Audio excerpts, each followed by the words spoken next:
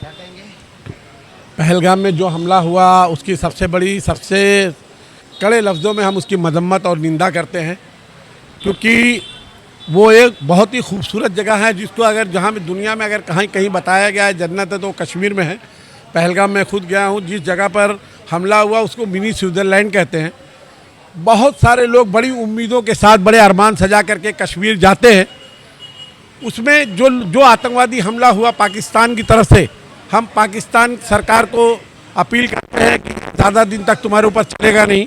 हम हिंदुस्तान की सरकार से कहते हैं कि ऐसे लोगों के खिलाफ सख्त से सख्त कार्रवाई की जाए। जिस तरीके से आतंकवादियों ने हमारे यहाँ पाकिस्तान के आतंकवादियों ने हमारे मुल्क कश्मीर में बेकसूरों की जान ली है, इसी तरीके से हमको घुस करके उनका जवाब देना चाहिए।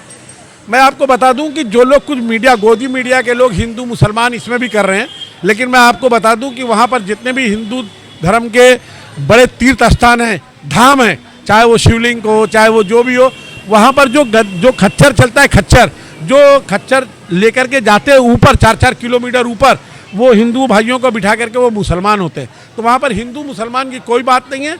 मैं बहुत अफसोस की बात यह है कि कुछ फैमिली ऐसी थी कि जिनकी 2 महीना पहले 1 महीना शादी हुई थी, ऐसी बहनें जिनके हाथों की मेहंदी नहीं अभी छुटी हुई थी, हाथों मेहंदी का कलर नहीं गया था, उनके शौहर को शहीद कर दिया गया। बहुत अफसोस की बात है। बहुत ही जितनी कड़े लफ्ज़ों में मैं निंदा करूं कम है, लेकिन मैं हिंदुस्तान की सरकार से अपील करना चाहता हूं, जो मौजूदा सरकार है, कभी पुलवामा में हमला हो जाता है, 40 जवान शहीद हो जाते हैं। आज फिर हमला हुआ पहलगाम में, कश्मीर में जो हमला हुआ वो 27 लोगों की जो जान गई है, इसका कोई बदल नहीं हो सकता। लेकिन पूरा हिंदुस्तान इस मुसीबत के वक्त उन परिवार के साथ खड़ा है, पूरी ताकत के साथ खड़ा है। हम देखिए, मैं बता दूं, मुसलमान कभी आतंकवाद का फेवर नहीं कर सकता और आतंकवाद का कोई मजहब नहीं होता। इस्लाम में इसकी सख्त मजम्मत की गई है और मैं ये कहता हूँ कि अगर इसमें जिसका भी लिंक पाया जाए उसको सरेआम गोली मार देनी चाहिए या फांसी में लटका देना चाहिए। ये मेरी अपील है। शाह साहब, हिंदू मुसलमान कहाँ कर रहे कश्मीर को ना चाहिए? देखिए, ये तो हिंदू मुसलमान का कोई एंगल ही नहीं है, इस पर कोई बात ही नहीं। ये जो हमला हुआ है कश्मीर में, क्यों कर रहे फिर ये ऐसे लोगों को, मतलब यही तो बात है, जो उनकी चाल रहती है, जो पाकिस्तान की सबसे बड़ी सियासत है हमारे देश के अंदर हिंदू मुसलमानों को लड़ाना। ये जो हमला किया है ना, ये सिर्फ जो है कश्मीर पे हमला नहीं है, हिंदुस्तान पे हमला है। हिंदुस्तान के 140 करोड़ लोगों पे हमला है, पूरे हिंदू मुसलमानों पे हमला है। ऐसे करने वाले लोग उनका सपोर्ट कर रहे हैं जो हिंदू मुसलमान की बात कर रहे हैं। मैं सिर्फ एक बात कहना चाहता हूँ अपने देश के प्रधानमंत्री जी से और गृह मंत्री जी से हाथ जोड़ के, कि अब हमारा देश ऐसे हमलों को बर्दाश्त नहीं करेगा।